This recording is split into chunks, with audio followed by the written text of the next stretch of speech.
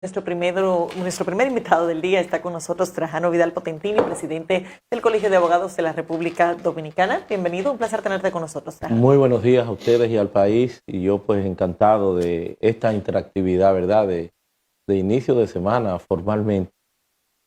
Doctor. Bienvenido. Bienvenido. Mire, quería comenzar con esto, que es una declaración de la magistrada Gisela Méndez, que dice que se está procurando crear una oficina de apoyo técnico, o sea, para los jueces, y cuyo propósito sería generar expectativas reales de posibles acuerdos entre las partes para acortar procesos largos y costosos.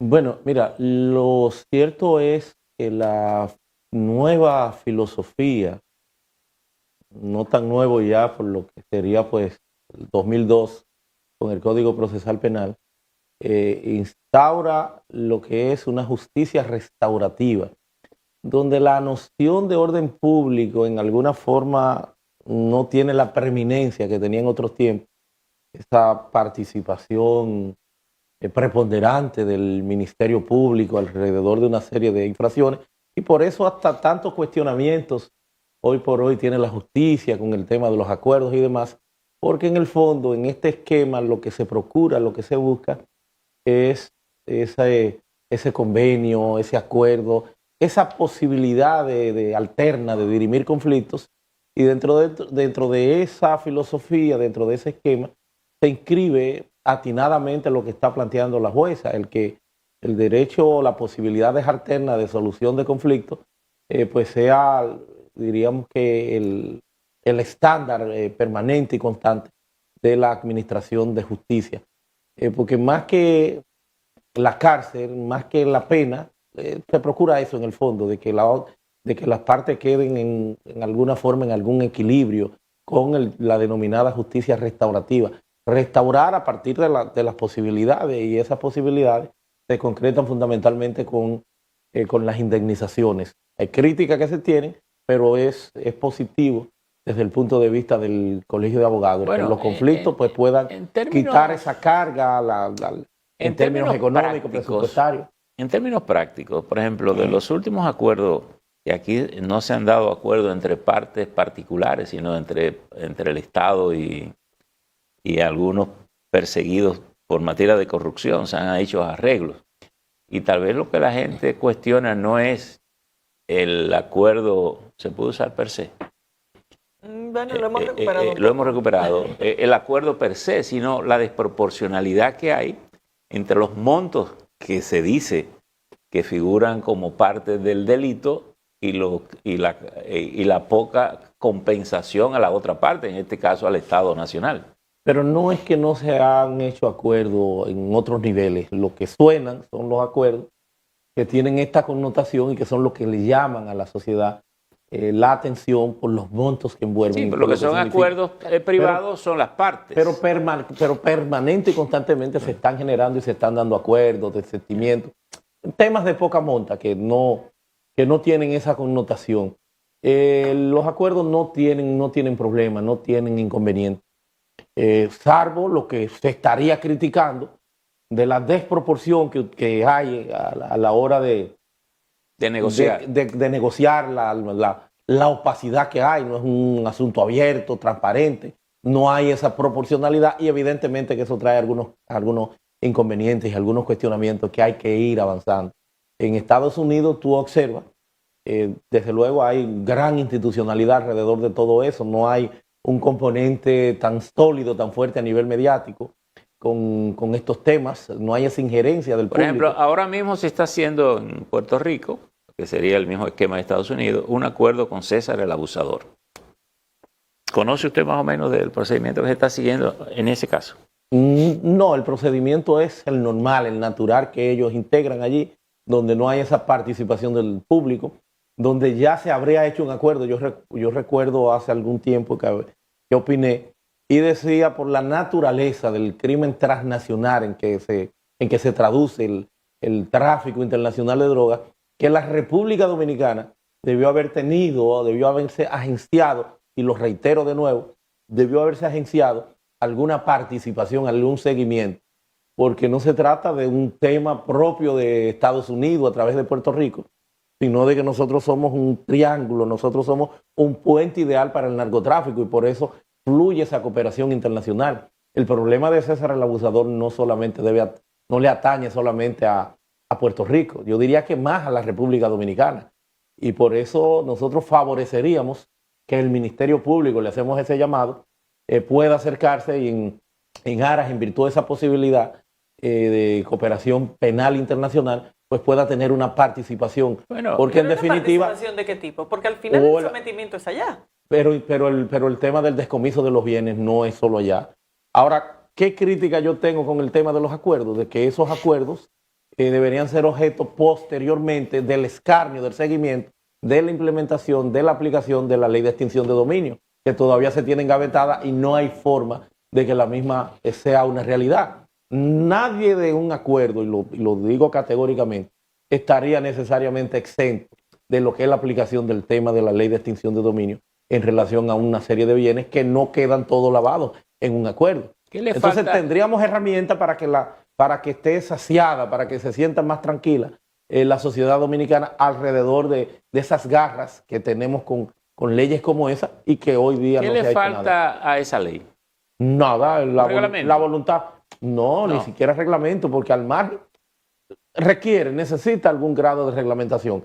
Pero al margen de todo ello debería estar plenamente funcionando. Yo veía que la magistrada Berenice en estos días planteaba de que están en eso y de que garantizaban la aplicación, pero no hay ninguna aplicación de la ley, salvo lo de lo que DIVE, la denominación que tiene la Oficina de Administración de los Bienes, que esa parte sí está funcionando. Esa sí la han puesto a funcionar rápidamente. De los bienes incautados. A propósito de lo que usted plantea, de la parte colaborativa, la experiencia que hemos tenido en el pasado, casi siempre a estas personas hay que devolverles sus bienes cuando vienen. No si tuviéramos en plenitud una ley de extinción de dominio. Porque se supone que está. ¿Qué le falta para que se aplique? No, nada. Voluntad política. Que se aplique. Porque incluso que se aplique. ¿Y no se está aplicando en ninguno de sus componentes? No hay ningún caso ni ninguna persecución. Porque demanda de una estructura que de hecho estaba previamente organizada, porque no supone un tribunal especial, sino que es los jueces de corte de apelación. En otros países como Colombia hay jueces de extinción de dominio, que es donde tiene sus antecedentes más inmediatos, más allá, más amplios, una mayor experiencia. ¿Quién debería estar a cargo de la implementación de esto? ¿Se supone el Poder Judicial y también el Ministerio Público, que le corresponde instaurar primero una Procuraduría especializada de extinción de dominio. Si tuviéramos esa ley vigente, no tendríamos ese inconveniente que deviene en el proceso interno de extradición que tú tienes a la hora de entregar un nacional. Tú tienes que renunciar a todo el proceso y dejar a esa persona limpio en el escenario. Por eso vienen de allá y hay que, cuando regresan, que han cumplido, hay entonces que devolverle sus bienes. Ya eso no será así. Ese es precisamente ese brazo armado de la política criminal que se llama extinción de dominio, que serviría al margen del entorno penal. No es si tú eres culpable o no, es el origen ilícito de esos bienes. Ahora, déjeme preguntarle esto. Y es casi algo especulativo, pero ¿supondría eso alguna manera de impunidad cómplice de las autoridades, de no involucrarse y dejarles preservados bienes a alguien que va, ajusta allá y que regresa? Porque normalmente lo que se ha quedado claro es que la mayoría de esos personajes tienen vínculos con la política. Ciertamente muy especulativo. Yo no me atrevería tal vez, porque más que todo para mí es un tema sistémico. Si vamos a hablar de una complicidad, sería medio colectiva de nuestra clase política, del poder y también de la clase política en pleno, porque quien no hace las exigencias, no sé si tendremos nosotros... ¿Complicidad de Fuente o Ovejuna? Bueno. Del sistema. Diríamos que del sistema hay una complicidad generalizada porque es un imperativo. Y no solo eso, sino que lo que se está planteando es desmantelarla, porque tiene también, sin que se esté implementando ya algunos recursos en el tribunal en el Tribunal Constitucional. Cuando viene a ver, oigan que se lo voy a decir hoy, y que esto quede para la historia, cuando viene a ver la dejan sin efecto y hay que volver de nuevo a conocerla por algún tecnicismo desde el Tribunal Constitucional. La extensión de dominio. Claro. Hay varios recursos y te resulta preocupante. Y habían puntos de preocupación en torno a la ley. En toda ley, porque no es una obra perfecta, lo hay en el Código Penal, amplia preocupación por demás, con muchos temas que habría que afinar en toda, pero en los recursos que han interpuesto no es en relación a algún aspecto, es llevársela de paro, es llevársela completa. ¿Por qué? ¿Porque no fue aprobada como ley orgánica? Parece que es el planteamiento que se estaría haciendo. Y tendría sentido. Es una ley orgánica, sin duda, es una ley orgánica, porque la extensión de dominio sobre lo que recae es un derecho fundamental, el derecho de propiedad. Pero entonces no estaríamos hablando de que sería un descarte por poca conveniencia, sino que realmente tiene un problema pero de fuera procedimiento legislativo significativo. Fuera de la previsibilidad que pudiéramos nosotros advertir desde aquí, debió haberse estado implementando hace mucho. Ustedes no han escuchado ningún caso, ningún antecedente, como si no... Claro, pero habría un problema, porque si hacemos algún trabajo y después la ley se queda por inconstitucionalidad, ¿quién me compensa? ¿O qué lectura debemos darle esto? ¿Esto se aprobó entonces solamente para complacer a los gringos y no hay ninguna voluntad de implementarlo? Todo parece indicar que sí. Y no vamos a decir que de este gobierno, es la clase política en pleno. Esa es la realidad. Es una ley tipo, es una ley modelo, es una ley de... La estructura base es del Instituto de la Droga y el Delito, que se habría sugerido un dominicano para que encarnara este interesante espacio que no solamente tiene que ver con droga, sino delitos de alta criminalidad como la corrupción administrativa y demás. Pero sin esa ley, ¿cómo pudiéramos convertir a República Dominicana en ese centro? Porque lo que se está planteando es que República Dominicana se convierta en ese centro de persecución regional de la bueno, lo del centro ya son los franceses que recientemente pues estarían dando esa connotación. Y no es porque... No, pero quien lo ha planteado es Estados Unidos, se lo ha pedido a República Dominicana. Claro, Estados Unidos no hay duda de que está haciendo el mayor reconocimiento en términos de la comodidad que tiene hoy día con República Dominicana en relación a la persecución del tema de las drogas. Muchas drogas, ha fluido una cooperación extensa, amplia, se sienten cómodos. No hay duda de que se está haciendo un trabajo importante. Ellos han tenido como navegar en este escenario sin mayores inconvenientes, se sienten cómodos y le han hecho este reconocimiento de que República Dominicana... ¿Cómo es que las drogas nosotros las podemos detectar en nuestros puertos? Pero yo nunca he visto que en Estados Unidos detectan ninguna entrando a los puertos. Y se supone que Estados Unidos debe tener más controles que nosotros de las cosas que llegan, porque por ejemplo... Desde luego las fronteras marítimas de Estados Unidos cuando usted porta vegetales y los productores locales se oponen, lo que te aplican es la ley de servicios sanitarios. Pero se te pudre en la aduana. Entonces, ¿por qué que nadie captura la droga entrando? La frontera de Estados Unidos es muy extensa, es muy amplia. Y no hay esa preeminencia mediática que tenemos en la República Dominicana de darle seguimiento a las relaciones públicas que supone entonces agarrar muchas de estas drogas.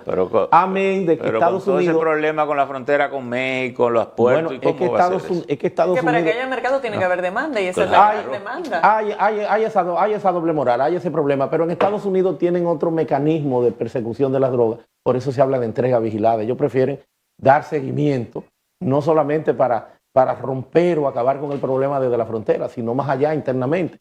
Y entonces se manejan en esa mecánica. Por ejemplo, aquí hay muchos casos, cuando tú hablas de esa cooperación, de esa colaboración, de entrega vigilada. Por eso ven ustedes que se han hecho muchas personas eco a nivel mediático, de que en complicidad con la misma dirección de drogas se han llevado, han cambiado, han puesto otras sustancias y se la han llevado a otros lugares. En España, por ejemplo, no se da lo que se da en República Dominicana. Si llevan cualquier polvo que no tenga necesariamente que ser droga, poco importa, porque es la intención lo que te van a penalizar allá. Si aquí a la hora de llevar es un laboratorio, no es cocaína o no es una droga, porque sea almidón, porque sea bicarbonato, qué sé yo, cualquier sustancia que se parezca, no hay crimen ni delito, pero fuera sí. Pero ¿quién hace un cargamento de bicarbonato? Para que sepa. No, las mismas autoridades en la entrega o en el seguimiento vigilado no te lo mandan en un escenario de colaboración, porque la droga, el destino final no es República Dominicana. la droga va más allá. Ya. La droga va para otro espacio, para otro Depende, escenario. Trajano, porque allá hace mucho tiempo que ese negocio cambió. Antes se pagaba dinero, ahora se paga por especie. Es decir, que hay una que hay un problema hay una que importante. usted cobra por un servicio que usted la tiene que colocar internamente para poderla Sí. convertir en dinero. Sí, ese fenómeno se estaba generando, no desde ahora, hace algunos años, de que era tanto el trasiego, el tráfico, porque somos un puente y con estado fallido ahí al lado, se convierte pues en una cobertura más amplia como lo es Haití, y ya no se estaba, era tanta la afluencia de las drogas que ya no se estaba pagando ni siquiera en dinero, No, y sino porque- con droga, y y eso por- generaba entonces un Y por tema de aquello que microtráfico. dicen cada uno paga con lo que tiene. Trajano, y volviendo al inicio, que era el tema de estos acuerdos, lo que sin duda trae mayor problema y menos aceptación son los que tienen que ver con los casos de corrupción. Porque en alguna medida para mucha gente que independientemente de las circunstancias terminan teniendo mucho dinero y resulta que sencillamente compran su salida del proceso a través de estos acuerdos. El cuestionamiento, lo reitero, de los acuerdos es la falta de transparencia, del No, pero conocimiento, hay uno o la muy falta de transparente. institucionalidad. Hay gente que busca 3.000 millones de pesos y resulta que sale. La falta de institucionalidad, yo a veces no voy a necesariamente echarle la culpa al Ministerio Público, entiendo que es un tema también de voluntad política, porque el Ministerio Público que tenemos es el que estamos pagando, es un Ministerio Público que ni siquiera tiene hoy día un esquema, un sistema de pensión. Ahora mismo está haciendo grandes esfuerzos la actual procuradora, pero no tienen, porque necesitan de un fundamento, una base económica que tendría el Estado que dar, porque entonces ahí viene el gran inconveniente. Tenemos el Ministerio Público que pagamos, tenemos un Ministerio Público que no está tecnificado, tenemos un Ministerio Público que le hace falta logística y que está trabajando con las uñas, y parecería que ese ha sido el escenario de poder exhibir resultados. Ven ustedes casos ahí de 3.000 y tantos millones de pesos, sumas escandalosas que Ahora, por lo Trajano, menos se están Devueltos, porque recobrando. la suma Trajano. grande es la que se queda. A propósito de lo que Laura pregunta, ¿cómo debería ser el esquema de un acuerdo razonable en esa lucha, digamos, de perseguir el crimen, de acortar los procesos, de brindar resultados? Por ejemplo, tomemos el caso... Y de que no haya imputados favoritos, Exacto. porque entonces ahí viene lo otro. Yo tengo algunos ilustres empresarios que compran su salida de la justicia y otros que no. Exacto. Es decir, ¿cómo debería ser el esquema? Por ejemplo, tomemos el caso de este señor que devolvió 3.000 millones. Se dice que se hablaba de 20.000 millones, que era lo que hubiera sido imputado. ¿Una ganga? Claro. Compró de 20 son tres. un Friday, un viernes, ¿verdad? En Black Friday. Un Friday. Es decir, este señor, con una partida así, ¿cómo debería funcionar el acuerdo?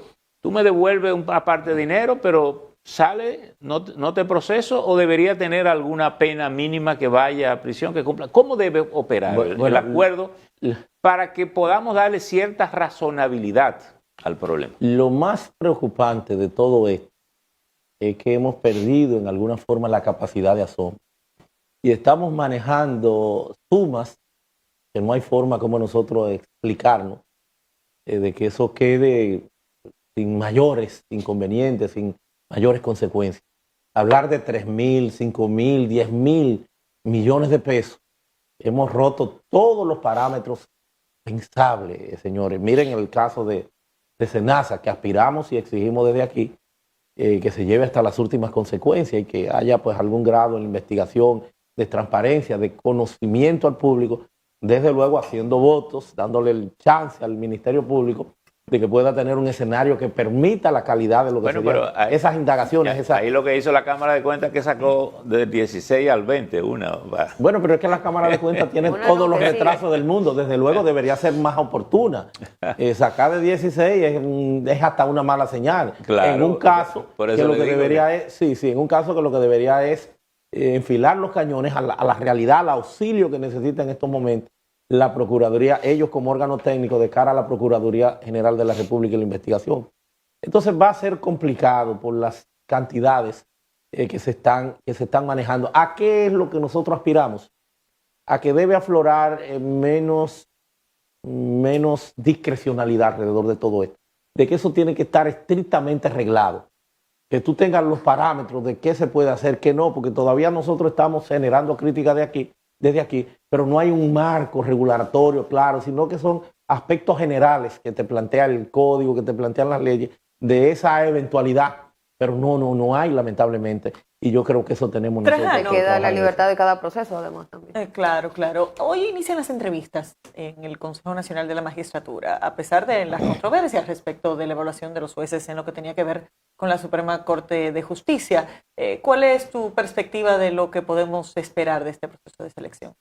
Crecimiento institucional. Se advierte de que hay poco en la República Dominicana. Tú ves que uno de los entrevistados en el día de hoy es un juez de tierra que tiene toda la cantidad de años sirviendo como juez, y que este juez ha sido zarandeado, quiere ser satanizado, porque es el padre recientemente de un extraditable que hay en la Romana, esposo de una diputada. Tenemos que decir esposo porque no podemos hablar de ex esposo si lo que se está es en un proceso de divorcio que no ha culminado.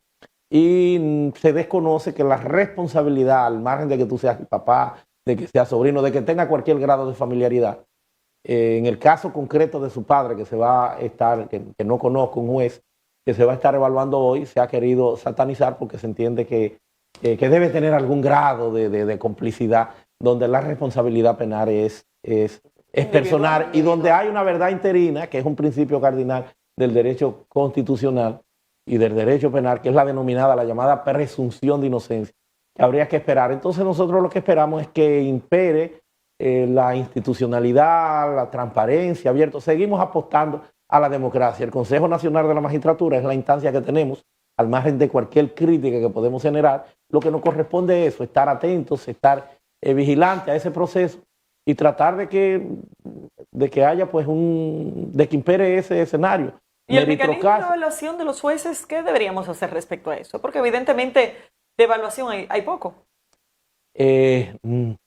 Nada, es la primera vez que se hace una evaluación, mucho cuestionamiento. Yo al final, pues, saludé el que en el entorno constitucional, al margen, reitero, de que estuviéramos o no de acuerdo con la evaluación, cumplieron con el proceso porque es un tema constitucional, la obligación de motivar, no solamente el deber, la facultad, la prerrogativa que tenían ellos de generar el cambio que entendieran, sino la publicación, al margen de que satisfaga o no, es su prerrogativa, es su facultad a la hora de ello, pues, decir que estos jueces continuaban, ratificarlo o hacer lo que... No es tan difícil llenar esos formalismos y al final, en el fondo, los parámetros de la evaluación quedaron muy pocos claros. Muy poco claro y hay pocos criterios definidos. Yo creo que el modelo a que nos invita a eso es que tengamos parecido al Tribunal Constitucional 9, 10, 12 años, porque tampoco pueden tener esa posibilidad, porque hay detrás una carrera de personas que necesitan tener un escenario.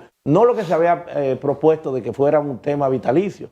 No puede ser vitalicio porque evidentemente el tiempo va degradando las capacidades que exigen estos puestos de alta corte y de calidad para la justicia. Eso es normal, sin que eso se traduzca en una discriminación como habrían planteado algunos. Bueno, claro, pues gracias por estar aquí con nosotros. Siempre de usted. Y vamos a esperar a ver qué pasa en el Consejo y en todo este proceso de renovación del Poder Judicial. Así es, señores. Despedimos a Trajano Vidal Potentine, presidente del Colegio de Abogados de la República Dominicana. Gracias, Trajano. Vamos a una pausa. Ya volvemos.